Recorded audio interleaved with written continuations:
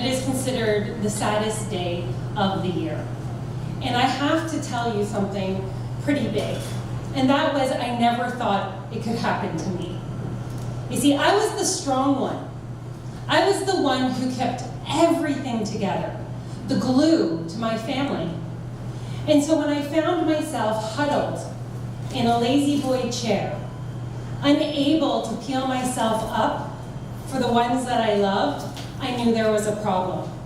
As Fiona said when she was introducing me, it was only a few years ago that I had to look my then 17-year-old son directly in the eyes, and I had to tell him we could no longer be in each other's lives. Who here has kids? Can you imagine what that would feel like? To see the heart of your body before you and know that the relationship had become so toxic that neither one of you were able to actually function in a fully capable way. And when I broke up with my son, I knew it was the right decision, but I was absolutely convinced that a horde of angry mothers were going to come to my door and tell me that I was a bad mom and that everything that I had done was wrong. Because if you have mental illness in your family, there's one thing that you do, and that is you hide it. You hide it from yourself, you hide it from your friends, your family, and from anyone you come in contact with. Because you don't want to seem weak, and you don't want anyone to know. So when it finally happened to me, it happened like this. I walked into my living room, and I looked around, and my son wasn't there. And for the first time in my life, after raising a high-needs child, I had the opportunity to focus on myself for the very first time. And when that open road presented itself before me, I didn't know who I was. Without being Ethan's mom, there was no Tamara anymore. And that thought and that feeling crippled me. And so I began what I call my dark days of lying in this chair, and I could barely get up to do anything. Now, I was a personal trainer at the time. Woo! All sunshines, rainbows, and giggles. But what was happening was I would be lying in the chair. I could barely put on anything beyond the clothes that I slept in. You know, you throw a Lululemon hoodie and a pair of pants over your pajama shirt and you're good to go, right? No makeup, it was existing.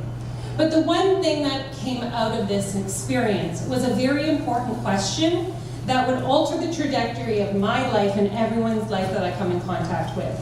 And the question that I began asking myself every single day was this: what is one thing I can do today to feel just a little bit better than I did the day before? And I started to hear a little guidance when I was in my chair. And it would say things like, have a shower. I thought that was a really good guidance. And so I would get up and I would take my shower. And the next day I would ask and they would say, go get your hair done. And I'd make the hair appointment. And the next day it'd be go for a walk. And then I heard go to therapy.